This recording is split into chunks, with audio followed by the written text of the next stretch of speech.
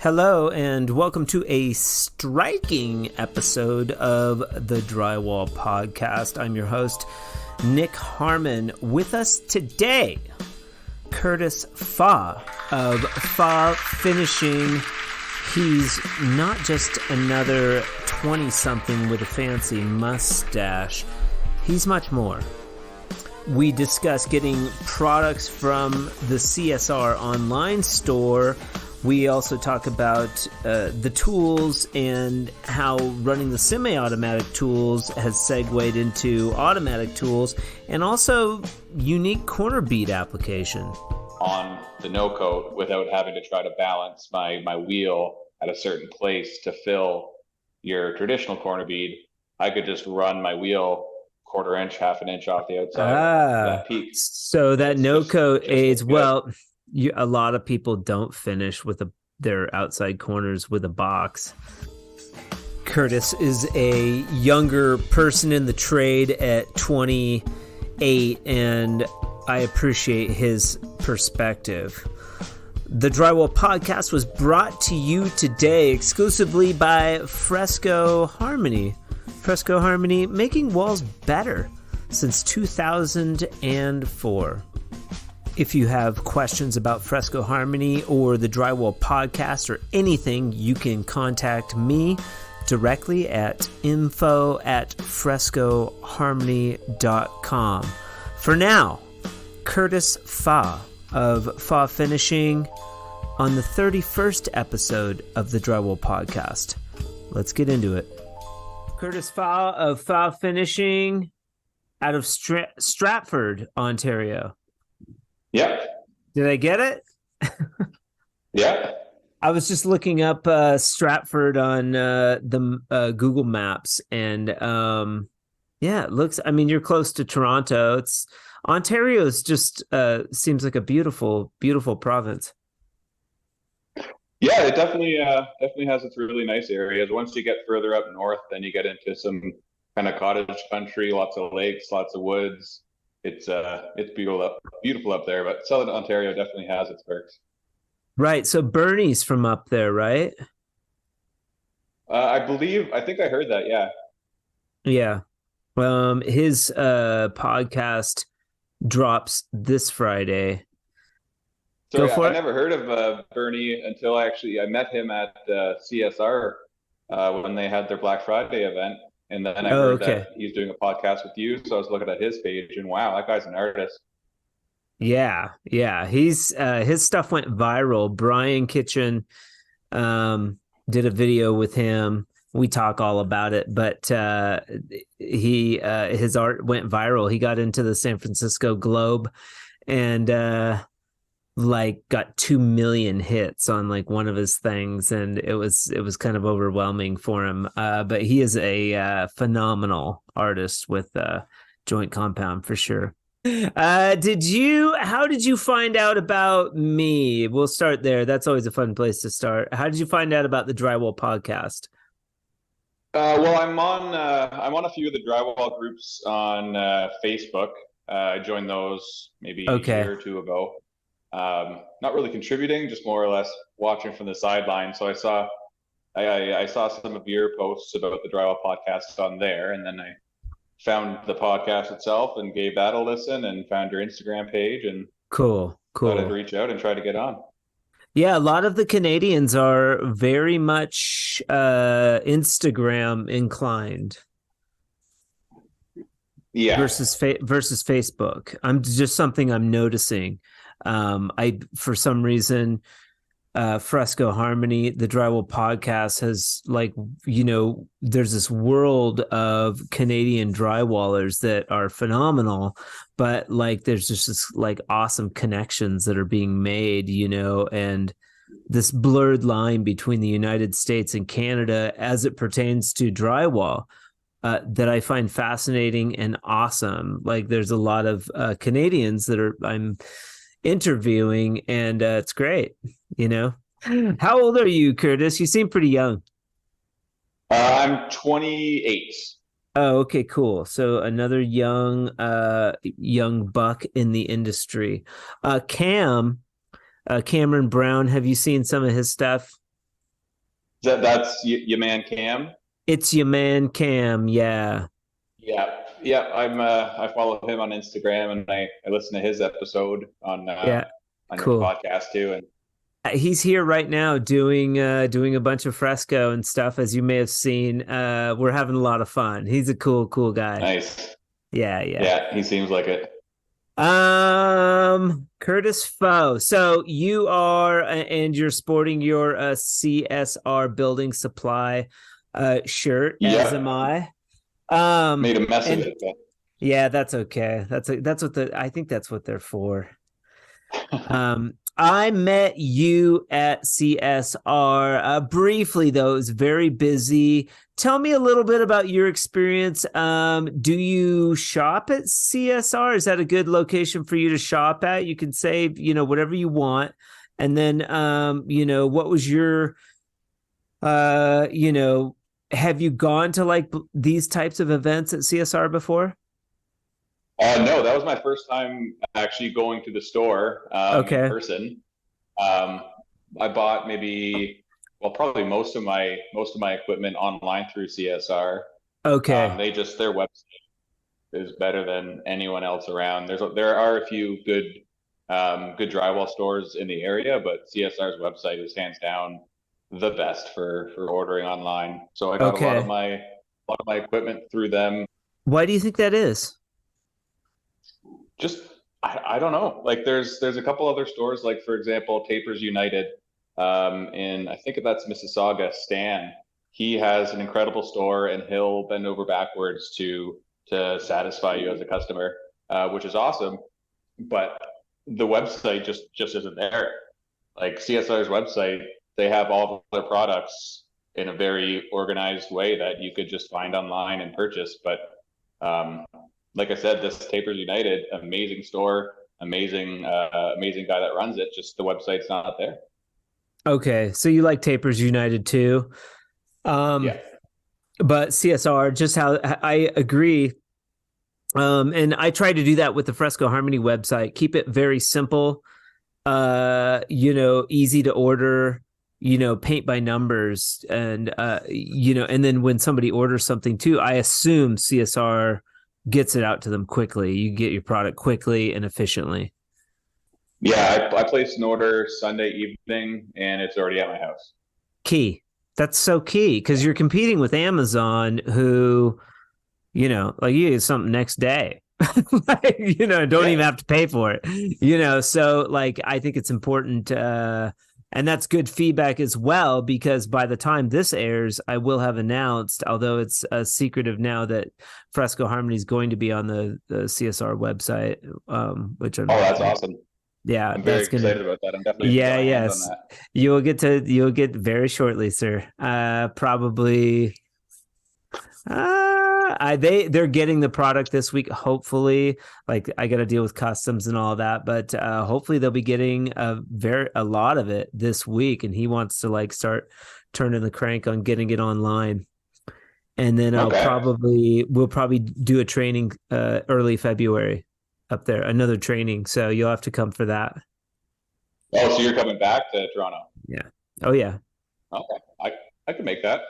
Yeah, it's key for me too to ensure not only, it's one thing to just to sell a product up there through an awesome company like CSR, but I think it's another thing to really ensure success with the product, and that they have success, and that the end user, you guys have success. And a lot of, so I talk about that a lot during like a training. I would talk about sales, not just application, but sales and stuff like that.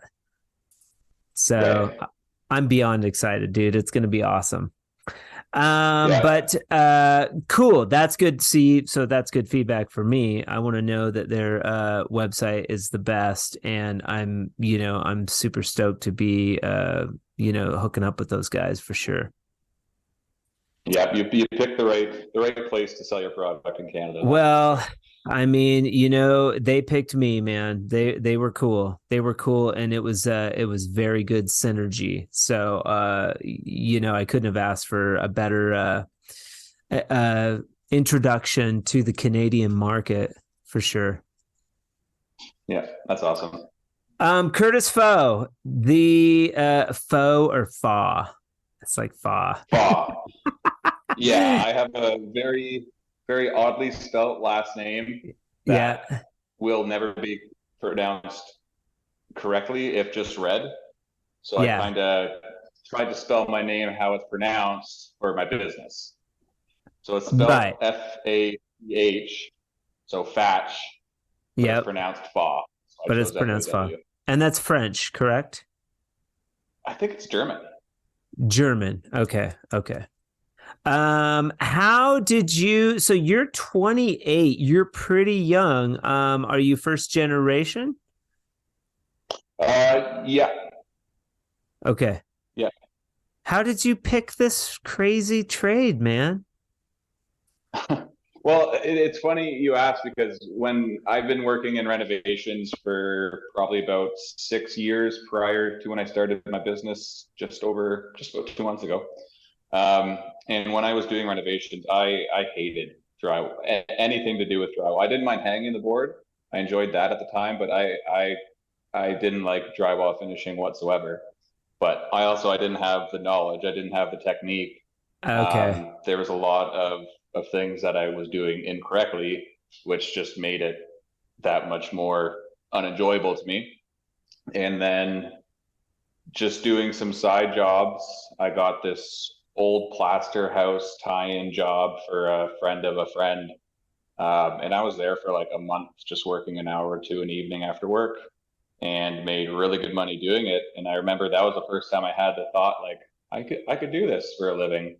Yeah. And then dabbled into Can-Am semi-automatic kit with like the compound tube and the applicator heads and the corner flushers and stuff. And that was a game changer. And ever since then, I fell down the rabbit hole for the automatic Okay. tools and never looked back.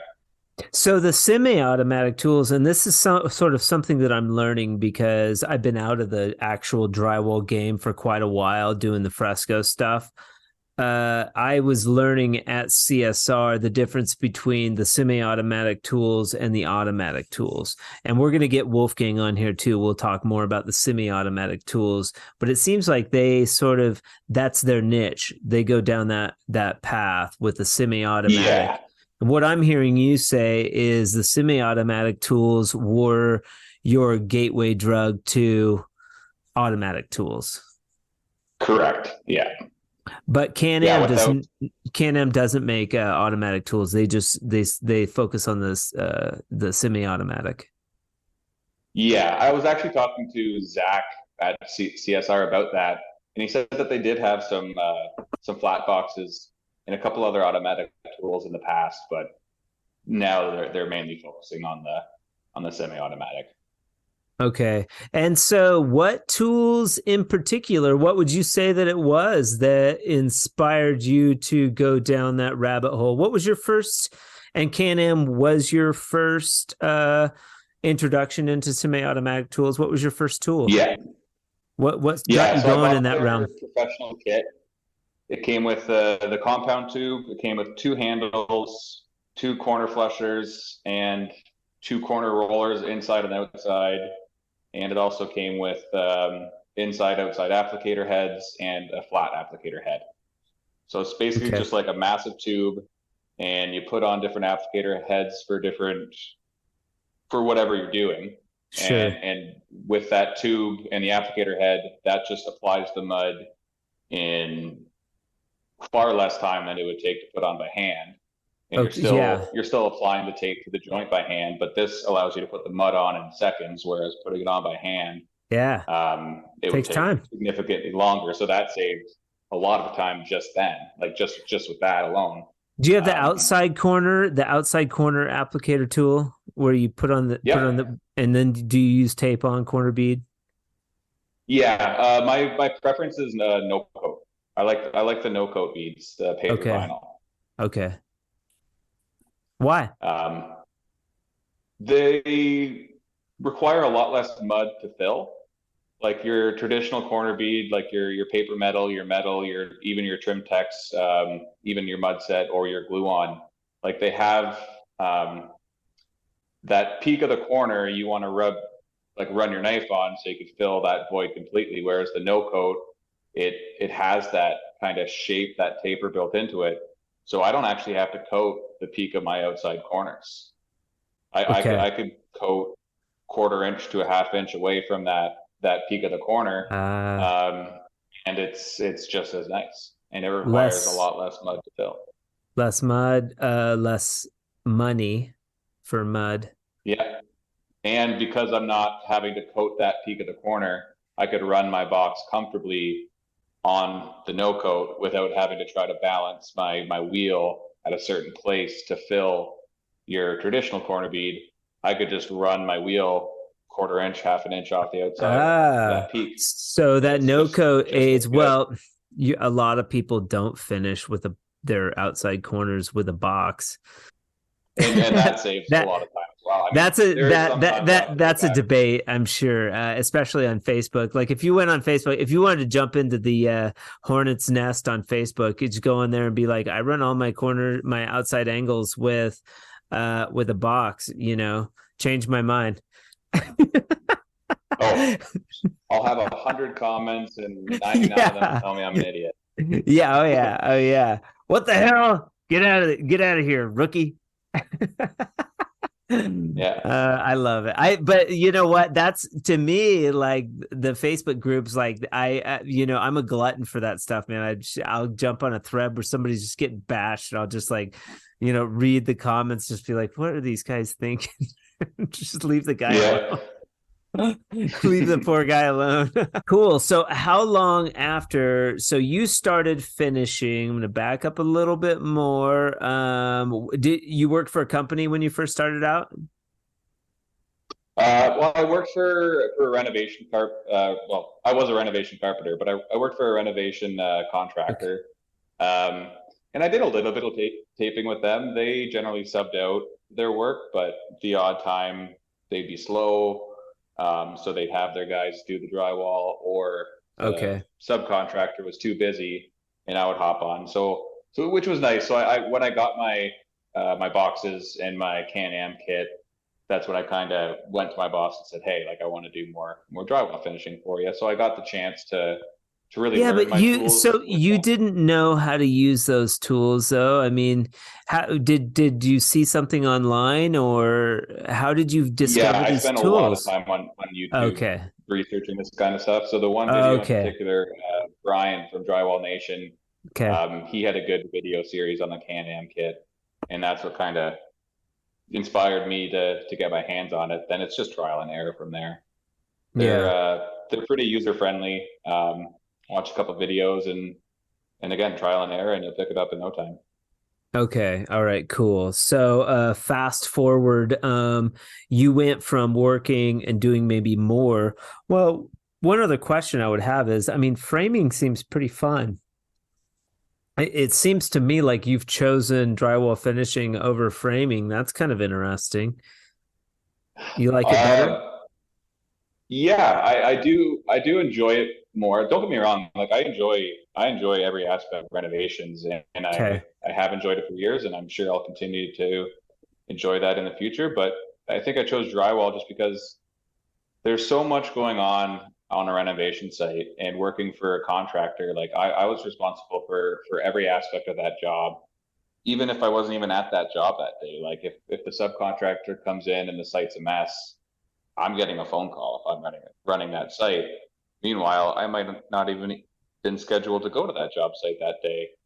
And I mean that's just one example, but with the drywall finishing, it is hard work, but it's not like I'm carrying lumber around all day, or it's not like I'm busting concrete in a basement and digging trenches to so the plumbers could run their new stuff. Like I was at a point where I needed to specialize in something, and drywall finishing just so happened to be that niche that Why I do fell you feel into. like you had to specialize in something though? Why not? I mean, why not start your own renovation company or something?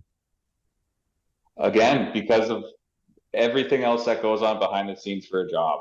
With drywall finishing, like Okay. I have a few contacts where I'll do work for renovation companies, and I'll take on a larger scope of work in terms of the drywall. Like I'll be ordering the materials, I'll be hanging, I'll be finishing. But I have new builders where all I have to do is show up with my tools and put the mud on the wall and make it look good and neat. I don't have to clean up. I don't have to order materials. I don't have to answer my phone call. I don't have to answer clients. You know who you sound a lot like Who's is that? is Bill Gagne. Did you I happen wonder to catch? why. Did you happen to catch his interview by chance? Yes, I did. Yeah. Okay, okay. So for our listening audience, if you don't know, Curtis worked for Bill, correct? Yep. Yeah, he was my first job in renovations, I guess in the field after college. Okay. And how'd you like working for Bill? Speak freely. Yeah, he honestly like he was a great boss to work for. He was Yeah. very down to earth, very open-minded, very easy to get along with, and he Yeah. loved. So like I learned a lot from him. Um, and like he's just a guy that you could shoot the shit with.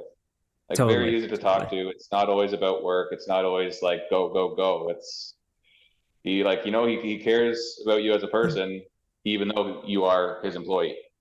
Whereas You I've got worked with people where you're just yeah. an employee.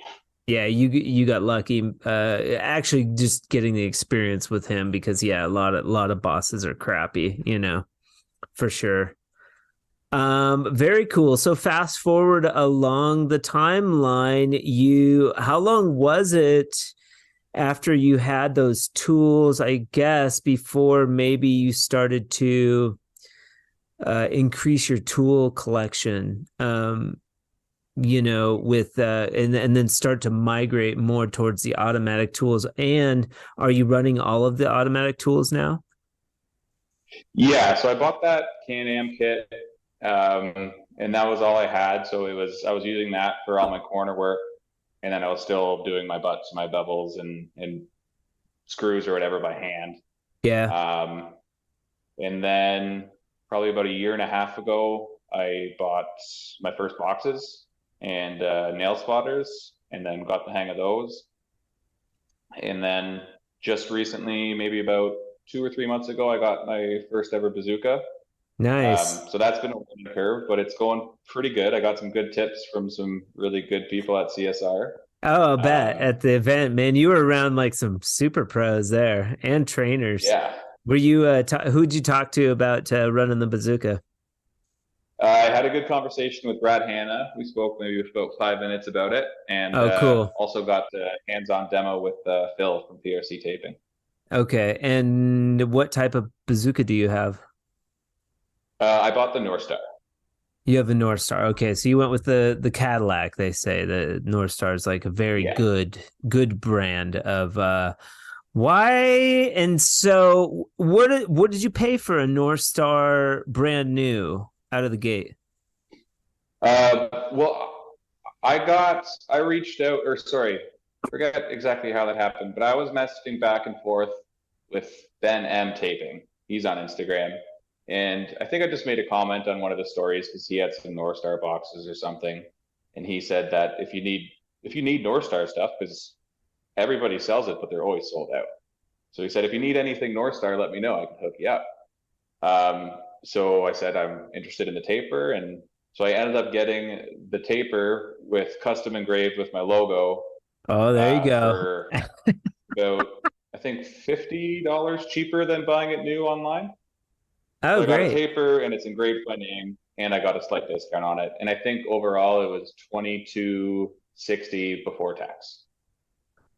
Okay, so that's like 700-800 bucks, maybe more than the next down, or maybe less, maybe $600 more. Well, from what I see, it like the level 5 is the cheapest, and Okay. everyone else is at that 18 to $2,000 range. So yeah, this one's a little bit more expensive, but I do have some level 5 stuff. But I never used it, and talking to some people, they said if they could go back, they would avoid getting the level 5, just because some of the Why? brands are a little bit more easy to learn on. I think it's a Oh, good okay. machine, but if you don't Yeah. have the experience, it's going to take you a lot longer to get good at using that one than what it would to use a different brand such as North Star. Yeah. What did you think of the Predator when you use that? Like I did one little angle with the Predator, and I ran the bazooka a long time ago. Man, that thing felt pretty sweet to me. Yeah, it felt great. I honestly like I comparable. Like I didn't really notice too much of a difference between the two. Maybe a little bit more weight on Okay. the one I used because I don't think I used the Predator. I think it was the standard aluminum body or the tube, Okay. whereas mine's the carbon fiber. Okay. And the Predator is the carbon I fiber. think the one they were using there was it just the regular? It wasn't a carbon fiber? I think it was the regular one. I could be wrong. Okay. It sure felt nice. It I did. don't know. I mean, the technology has advanced 20 years since I've used one. I was just like, holy crap, man. I could string some tape with this thing. Yeah. But obviously you like your North Star now and it's engraved. Uh, did you put like Curtis Faw is a badass? That might be what I would have engraved on mine. Or like Yeah. No, I wish we had fastest this. tube in Canada. Maybe I would Yeah, engrave I wish something like we that. talked about this sooner. I would have. No, it's just my Fach finishing logo. My stilts, I painted racing stripes on my stilts, you know, Okay. because they're the fastest. I like it. Get you a little bit more speed out there on the job. That's right. That's right. And stilts I do still use. Not as much as my guy Jack, but yeah, for all the lids we use stilts Yeah. for sure. Very cool. So now you've got your and then I would say, did you start your own business before migrating to the fully automatic tool setup? Um, and like, what was that transition like? You're going from working to somebody to starting your own business. Was that kind of you're young. I mean, was that a big nervous thing for you? I definitely was pretty nervous about that. And I think that's what took me so long to take that leap. Um, Yeah. and as far as the tools go, I pretty much had everything I needed to go out on my own, aside from the bazooka. So at that time, I was still doing side jobs and I was putting on all my tape with the K&M kit. And then ever since I started my business, I bought the bazooka because I'm getting into much larger jobs where there's a lot more footage, where the bazooka is justifiable. Whereas before, if I'm just doing like a 50 sheet job on the side, I mean, Yeah. bazooka would be nice, but you don't really need it for a job that size. But now No, that I'm no. taking on full townhouses or full houses, it's paying for itself. So Um, you were doing all your tape with a banjo? What were you using to string the tape? I have a banjo. Never really liked it. I don't know why. I just Fair preferred enough. I the don't like them. Can-Am kit. Yeah, I started out watching dudes run the bazooka, and the banjo to me was like a kid's toy. It was like that's for like doing like fire taping and commercial projects up around pipes and stuff. Yeah, And do you pull it out if you have a little bit of work to do? Like, yeah, I mean, not even 50 sheets is definitely bazooka or. I mean, anything over a couple hours of tape, I would use a bazooka, yeah. And I mean, you now know. that I have it, I will because it's very easy to like. I was intimidated at first, but it's Nah. really easy to clean. Yeah, they ain't no big deal. So you were taping, how were you taping? What was your process? Um, with the compound tube or So you would with the put the bazooka? mud you would put the mud on with a compound tube and then just go string the tape by Yeah, hand? Okay. yeah, yeah. So with the flat applicator head, I would use that. That applies the mud to my bevels and my butts.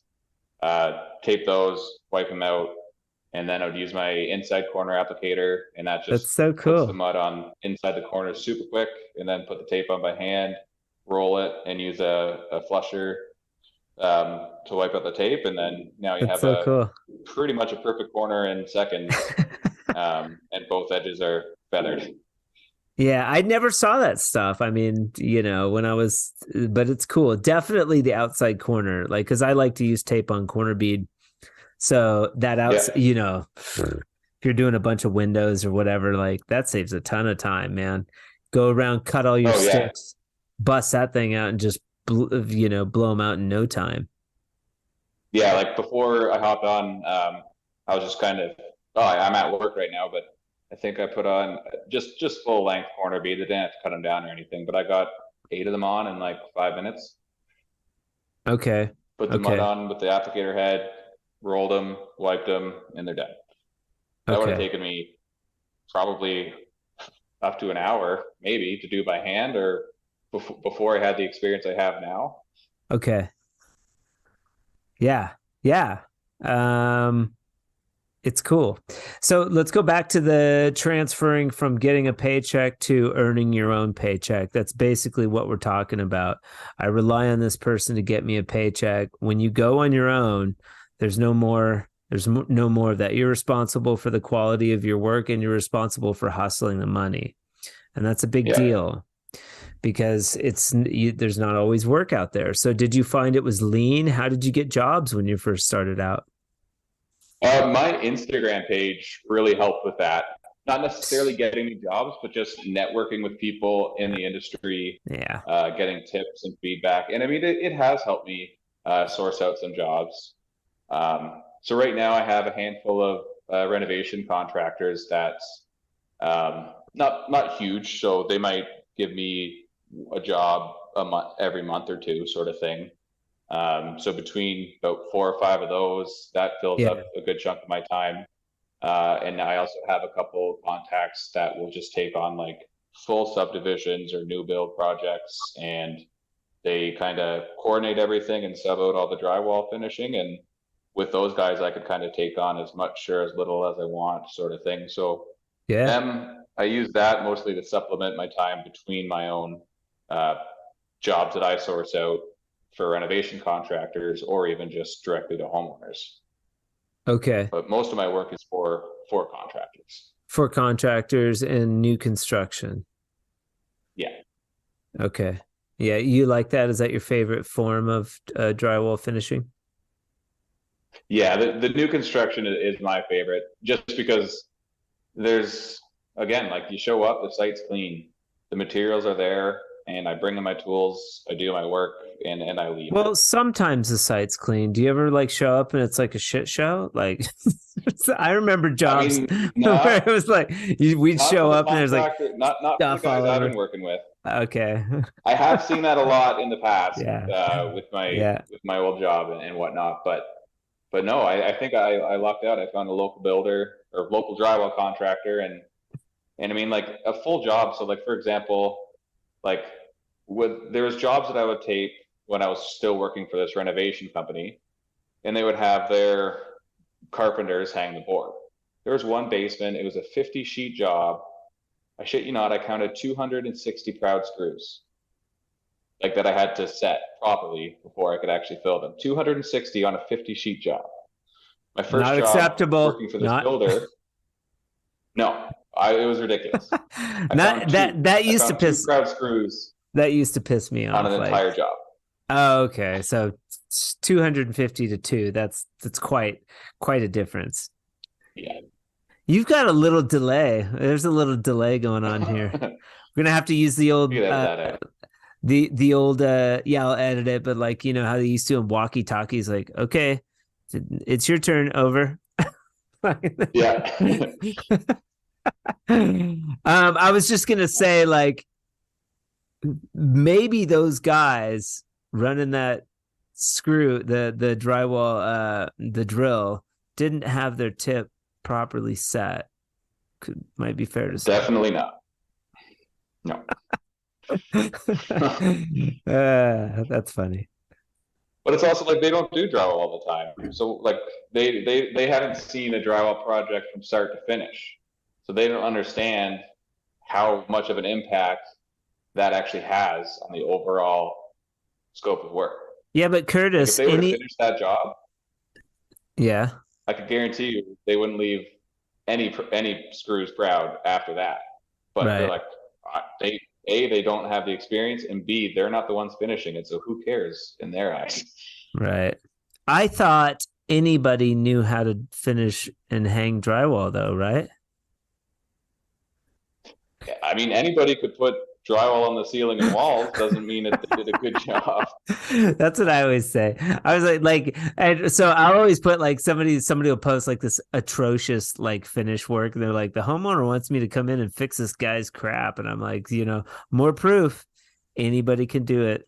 Like, yes, anybody Yeah. can, but not everybody can do it good. No, exactly. Yeah. Cool, cool. So how long ago was that? How long have you had your own business now? And you're pretty successful. It sounds like you're moving along. You've got it's pretty steady work. Yeah, I gave my last day at the renovation company was October 7th. That was a Friday, and it was a long weekend. And my first day as an official business was the following Tuesday. And ever since Gravy. then, I've been working nonstop, taking off whatever time I need for personal stuff or just having time off or going to CSR. I Yeah. went to see my brother in Ohio, so I spent a week down there with him, and it's just not having to answer to anybody. It's nice that as long as you have your jobs done on time and in good quality, it doesn't matter if you're working there from 9 to 5 every day. Yeah. Yeah. That's Cam's from Ohio. Oh, okay. He's from a small town in Ohio. Yeah. Huh. Interesting. And so, yeah, you have the freedom, you have more responsibility. Yeah. You got to pay for crap that you normally wouldn't have to pay for, maybe some insurance, do you have to get licensed up there? No, no, you don't Okay. require a license to be a drywall contractor. I have my WSIB, WSIB, WSIB, what is that? work safe or workplace safety something. It's just like it's like for like if there's a serious injury or even a death on like the job site. It's just overall job site safety that's Okay. required to have as a business. And you pay for that monthly or something? Yeah, it's a percentage of your payroll. Okay. Sounds like Canada's pretty chill to do drywall finishing, run a drywall finishing business in. Yeah, I mean, I'm just a little guy. Like it's just me. Like I'm not. It's not like I'm running a crew or running a whole team. Oh, okay. So maybe the bigger you get, the more kind of strict they are on some things. Yeah. But Yeah. for now, Yeah. Do you aspire to have employees? Are you looking to train somebody? it would be nice. I don't know if I'd want a full time, like a big team of full time employees. Maybe one person, or even if I could find somebody that's kind of similar to me that wants to kind of go out on their own, that I could just kind of sub them on to a job with me or something like that, where I'm not required to feed them work every day 9 to 5. It's like I Hmm. have this big job coming up for it's going to take 2 weeks, come help, sort of thing. So Yeah. that would be nice.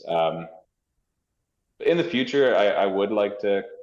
I mean, far in the future, like years from now, when I'm can't quite run the tools like I do now, I'd like to obviously have a team kind of doing the hard work for me. But for now, yeah, it's just going to be me, maybe the odd guy helping here or there. Um, but I don't think I do want any employees, at least not for the short term future. Yeah. It's kind of nice working by yourself, huh? It was hard for me to hustle work early on. So cool. What's the future hold for Curtis Fa? Um, Hopefully, just keep getting more bigger jobs. Like More right now, bigger the job. biggest job I've done is only 5,000 feet. It was just a townhouse. Right now, I am in another apartment complex where I am doing multiple units at a time. So there is a little bit more footage there. Yeah. But if I could get a big, maybe 10 to 15,000 foot house, I could get one of those every 2 weeks and maybe work for 2 months on, take 2 weeks off, 2 months on, 2 weeks off, sort of thing. If I could make if I could make 80 grand take home and be able to work 10 months out of the year, I'm going to be happy. That's smart. Then that gives me the freedom to do things with my wife. That gives me the freedom to do things with, well, not a family yet, but do things with my family when it comes time for that. That gives me the freedom Yeah. to do things that I want to do for myself too. Yeah. Yeah, like what? What do you enjoy? Do you enjoy traveling? Do you like to play musical instruments? Yeah, my biggest thing right now is bowling, actually 10 pin bowling. That was Okay. huge in my family growing up, and I like to travel to compete for bowling. So I'll go to Buffalo, New York a lot. I actually, a little bit of a backstory. My brother, he is a professional bowler, so he bowls on the PBA tour. Shut He was the up. first Canadian to win a tour title. So that was cool to see. He won 40 grand on TV like a few years back, and he's been competing on there full time ever since. What's your brother's name? So I got to Graham Thaw. Grandpa? Yeah. So yeah, I like to compete in as many tournaments as possible, and there's not a lot of money to be made on the amateur level, but it's enjoyable. There is some money to make, and I mean, you see the same people at every bowling tournament, so they sort of become your family. Yeah, yeah. What's an average score for an amateur like Curtis? What kind of scores are you pulling versus your brother? Me, I'm about a 220 average. He's probably about a 230, 240.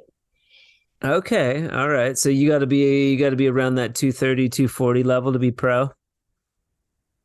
Give or take, yeah. I mean, like what they bowl on in their professional tournaments is a lot different than what you would bowl on just going into a bowling alley. Like the lane conditions are a lot more challenging for those professional tournaments, so you have a lot less room for error.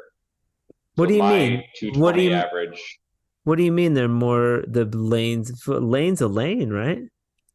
oh, that's a whole other rabbit hole to fall down. They oil the lane. Sure. So the lane's 60 feet, and they change the distance of oil. So generally, they oil 40 of the 60 feet of the lane, Okay. um, and that kind of dictates how much or how little a bowling ball will hook. And they Okay. change the amount of oil they put down, they change where they put the oil, and they change the distance of the oil. And Okay. all those factors kind of factor in how the lanes are going to play, and that also dictates scoring pace. So, like for example, my league on a just a typical house oil pattern, it's made to basically funnel the ball to the head pin for you to strike. Yeah. So I could easily bowl 230s, 240s on that. But when I go to a tournament where it's a tournament condition, I'll be struggling to shoot 200 because the Okay. room for error just isn't built into the pattern.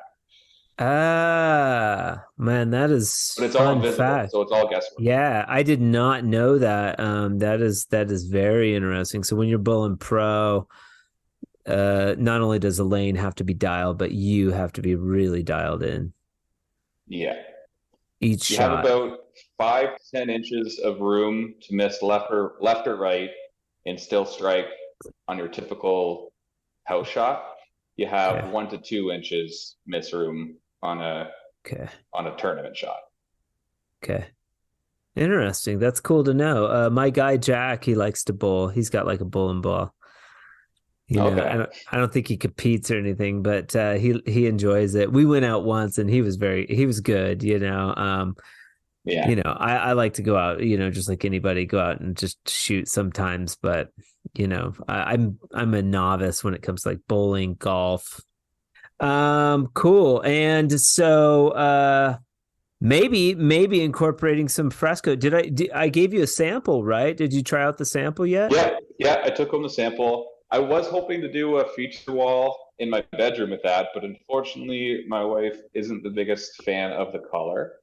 Oh, Not that okay. it's a bad product. She just Yeah. doesn't like the color that was there. We had like a Yeah. beige Yeah. colored walls beforehand, and No, we painted no. over it. But yeah, now that CSR is going to be covering that, going to be carrying that, I definitely want to get color that she would like to do, and Yeah. I'll do a feature wall in my bedroom. Yeah, get the ball rolling now and tell her to go online. Be like, hey, go online. There's a bunch of colors. Go pick a color. You want to try a color, I took home one of your pamphlets, so I have all the Yeah. options. And also this holds true for anyone. I am a good resource for questions about color too. If somebody has a question about like, does this color go, or even like, they translate differently. The color, once it's mixed on a sample, looks different than the color chart. I mean, you have to make a sample. The color chart's just a springboard sort of to, check Right. color out from. But, if especially grays are really hard, Joe Loden he messaged me yesterday and was like, hey man, do you have a lighter gray than JJ Ash? Or can I dilute the JJ Ash? And I was like, oh, well, Hesher Port, it doesn't look like it on the custom color page of the website, but Hesher Port is a very nice light gray. So I was able to answer his question and be like, no, you don't need a custom color to tweak your colors or anything. Use Hesher Port and that should be the good color for you, Go ahead. What really interests me is that how you were adding some pigment, right? Like you were adding some gold pigment and some copper pigment to your Fresco Yeah, Harmony. so that is a metallic. That's a Modern Masters metallic. So the sealer has metallic in it. Oh, So okay. two things Yep. occur. Like the job that Cam just worked on, we did Patterson Snow. It's a white. There's different shades of white. They're very subtle. There's different shades of white. Patterson Snow is our whitest white on the color chart.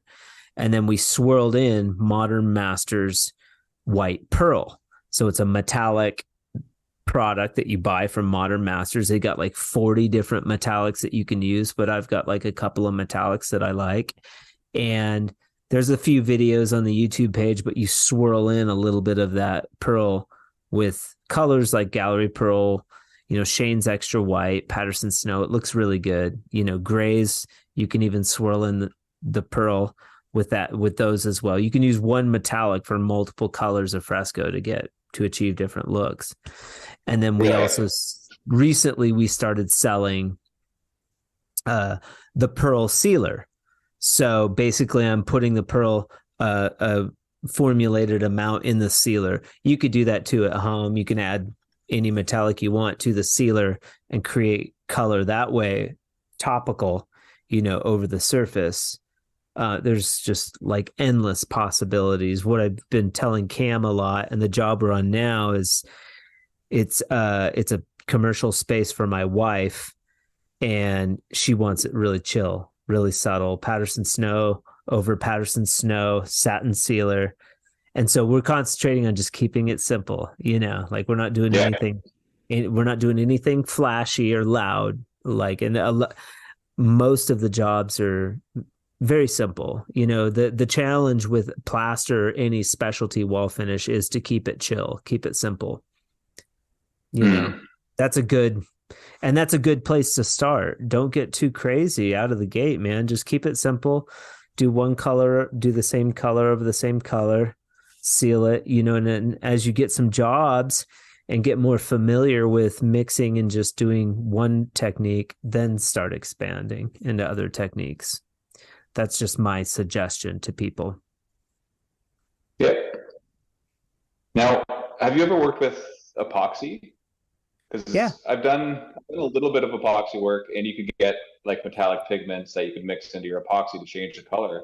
I'm curious, would those same pigments be compatible with the Fresco Harmony? Well, so the metallic that I'm using is not a pigment; it's actual paint. That's a paint. There's a difference between pigment and paint. And then there's also difference between pigments. You've got liquid pigments, you've got powder pigments. The metallic is an actual paint. There's a Modern Masters. You could go on their website or wherever and look up Modern Masters metallics. And there's actually a brochure with like 60 metallic colors of paint. Like they normally would use it for like a really, like when you want to paint something with like metal flake that looks like it has metal flake.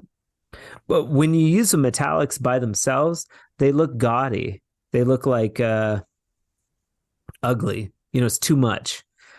But when you use them kind of the way I use them, they're sparingly, or you just put a shimmer over the wall by adding it to the sealer. It looks very cool. It's just subtle. Yeah. Like a little flare. Yeah, I saw some pictures online. I think might have been the copper metallic you used or something along those lines, but it Yeah. looked pretty neat. Yeah, the new copper that I've been using from Modern Masters is actually a gold. It's called like gold something, but it's like, so they have like 6 shades of gold metallics in within the Modern Masters metallic line. There's a bunch of golds, there's a bunch of coppers. I don't like any of the coppers though because they look too red, too pink. There's a bunch of silvers, you know. There's a color called statuary bronze that's really pretty, that looks good with Modern Masters, Miriam Mocha. The Fresco Harmony color Miriam Mocha looks really good with statuary bronze. Gorgeous finish. Okay. Really rich. Yeah. So I'm also open to suggestions that people might have about color. Hey, she wants like a dark maroon. Do you have any suggestions? Hey, she wants like a really light beige, or she wants a light gray, because that happens a lot. And I'm like, oh yeah, you should check out this, this has a little undertone of green or something. Cause I mean, I use the colors for years. I can, even the custom colors, they're like filed in my head. Yeah. But yeah, when we go up for the training, so we'll talk about all that kind of stuff, go over a couple of different techniques, and mostly talk about how to sell it though, how to sell it to your clients, something on the side that you can offer where you can make a little extra money for doing less work. You're doing less work. The builder's getting a beautiful wall, and the homeowner's getting this like gorgeous finish. You're making extra money. Everybody wins. I'm selling CSR selling product. I'm selling product. That's the goal. I mean, when you put it that way, you're almost stupid not to. Cam's really seeing, like, he's on a hard one right now. It's been pretty funny. He was struggling yesterday a little bit. I went on and helped him for like 2 hours, and he's not struggling with the application, but like, sometimes you run into scenarios, like remodel scenarios. This building's like old, and there's like exposed pipe all over, and like wires sticking down, like security wires, and just crap all over the woods, patches, ugly texture that we're covering up heavy. We've gone through like 10 color packs of Patterson Snow. He's just in it, man. Yeah. And he's like on vacation, but I'm like, dude, you want to come down here and do fresco? Well, I got fresco for you. Well, we ain't gonna be in no studio like playing around with like samples. I'll throw you on a job, like, see if you can swim. Yeah. So he was getting challenged a little bit, which is good. That's what I want. I mean, if somebody comes down here to train or learn, I want them to learn something, not like, have something to go back where they can really sell it, Yeah. He's a bowler. Who knew? That's right. I had to change my email because it was my old personal email I think it's like cf.bowling something. Oh, there you go. I need to make a professional business email. Sure. You're not emailing a random bowler. And if somebody wants to get a hold of Curtis, what's the best way? Are you on YouTube? YouTube, website, Instagram, Facebook, Twitter, TikTok. I mean, what do you go on the most? Yeah, for my business, 100% would be Instagram. I have all my contact information's on there if anyone's interested in me doing some work for them. And I have a bunch of videos and pictures of all my work, the process of how I do my work. So pretty much what you see is what you're going to get. In terms of if someone wants me to do their work, that's you go on my Instagram page, and that's what you're gonna get. So to Okay. reach out, I think it's just Fach Finishing on Instagram. That'll be the best bet. Okay. I do have a YouTube channel, but that's another story. That's not related to drywall. Okay. Are That you was it's you can start multiple pages too on YouTube, just FYI. It's not that difficult. Yeah, I think I tried to do like a drywall video on YouTube and put it up there, but didn't really get any It's views, not, any you feedback. know what? It's not about that. It's about like let's say you have a client and for me it's very useful because somebody's like, "Well, how do you do the base coat?" And I'm like, "Here's a video and I can take it and I can share it to your phone from YouTube." So it's Yeah, more about convenient. It's a convenient place to store your videos where you can share them efficiently, you know?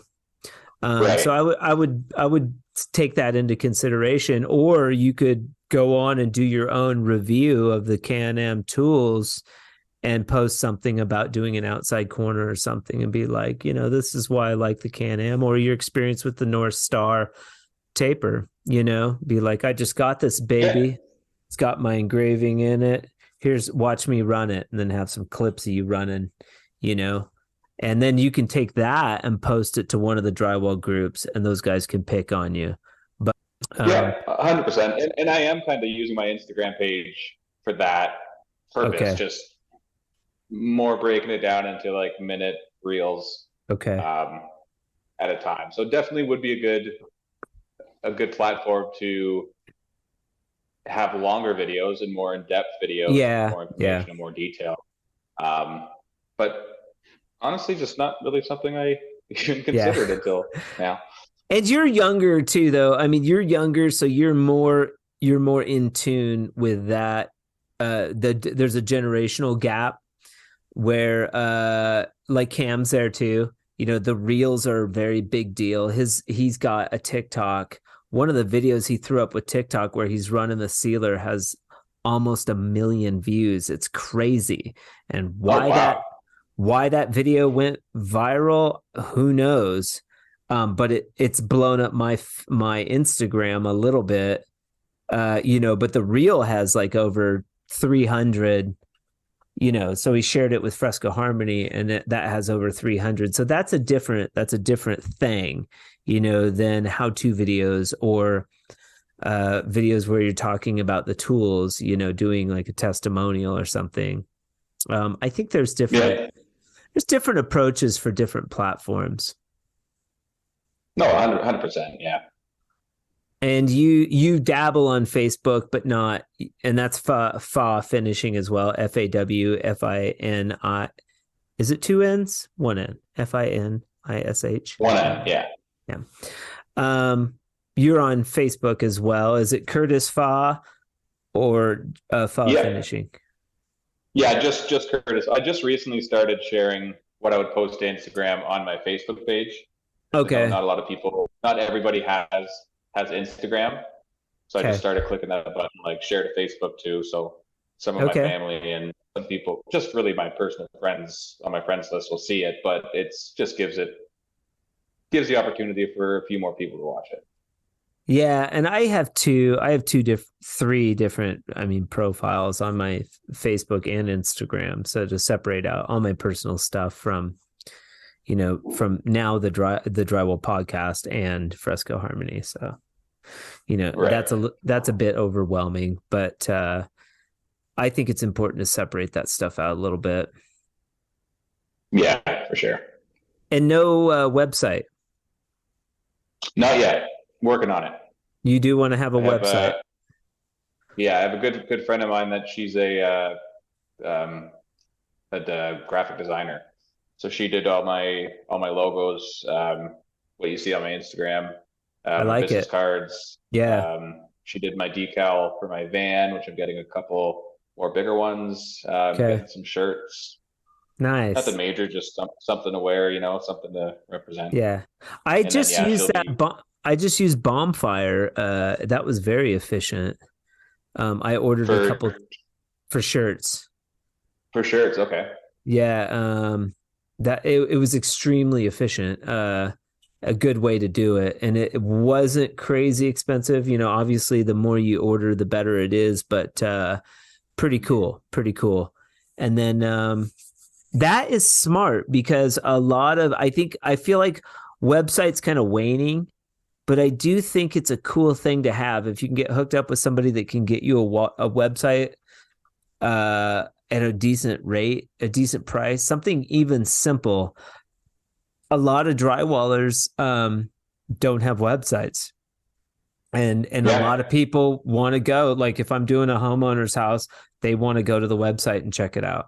Like, you know, and I think that would be a neat, and this is just for all finishers out there. I think if you're on your own or run your own business, I think it's pro, and you can do just a page, some photos, a photo of you, some photos of your work, you know, maybe you're something ethical that you think is important to humanity, and like leave it out there. And like, you know, it's just a place that shows your clients that like, oh, this guy is professional. All the other 8 drywallers finishers that I went and looked at to bid this job didn't have websites, but Curtis does. That's cool. You know? Right. Yeah. It's something that'll definitely set you apart from maybe not everybody, but definitely put you ahead in terms of who's out there doing some drywall finishing. Heck yeah. What's your pearl of wisdom, Curtis? My pearl of wisdom. Instill a pearl of wisdom to all your fellow drywallers out there. What would you say? Take your bootstraps off when you're wearing stilts first. Keep your shins strapped in first and keep them strapped in last. Otherwise, you could potentially break your ankle. Why do you say that? Do you have like an experience where you know of somebody like compound fracturing their shin or something? Oh, no. I mean, I had not a fall. I almost had a fall. Luckily, it was only on my short stilts. Mm-hmm. But it was one of those things that I was just working in the zone and went to go take them off, and I took off the shin strap first. And then second later, lost my balance and kind of had a little dance to recoup my balance, but yeah, luckily I didn't tip over, because if I did, that would just rip your ankle apart. So you're saying boot then shin, correct? Or shin then boot? Yeah, to take off. Keep your shin strap on. Okay. Take your shin strap on off last. Okay. All right. Good tip. Curtis Fach, thank you so much for being on the Drywall Podcast today. How cool is this, man? You're up in awesome. You're up in Canada. I'm down here in Albuquerque. It's kind of like there were some cars with snow. Santa Fe's getting snow. It's cold down here. 22 today. Probably nothing like what you're used to getting, but we get excited when we get a little snow. Yeah, we have. Well, you can see we have a little bit out there. Not a whole lot. It's pretty mild right now. Not bad. Bad. Just below freezing, but I'm sure it's going to get bad. Yeah. Anytime soon now. Canadian winters are real. Yeah. Thank you so much for being on the Drywall Podcast today. We'll probably see you at the training. Hopefully, I'll do a lot of posting about it very soon. I'll start, I'll start turning the crank as soon as they get the product up online. I'm going to start advertising and saying like, we're super stoked to be up, on this website. Check it out. You do a lot of promotion, but there will be firm dates for a training coming up at CSR, and I'll be there. And yeah, hopefully we can get some people there that are interested and play around with colored mud. It would just be fun. Yeah, I'll definitely be there. I don't have anyone to do anymore. I'm sitting at work here on a bench doing a podcast. Yeah. Cool, man. I hope you have a fantastic day, and let's keep in touch, and we'll talk soon, man. Awesome. Thank you very much, Nick. This has been a pleasure. All right, me too. Talk to you soon. Yeah, bye. Special thanks to Curtis Fach for being with us on the Drywall Podcast today. I certainly enjoyed your perspective, and I hope our listeners did as well. The Drywall Podcast can be listened to every Friday on your favorite platforms such as Podbean, Apple Podcasts, Spotify, and also YouTube. The Drywall Podcast was brought to you exclusively by Fresco Harmony. Fresco Harmony, making walls better since 2004. If you have questions about Fresco Harmony, about the Drywall Podcast, you want to say hi, anything, you can email me at info@frescoharmony.com. Thank you so much for listening to the Drywall Podcast today. I appreciate it. And be sure to join us next Friday as we dive into the world of drywall junkies. Until then, keep drywalling.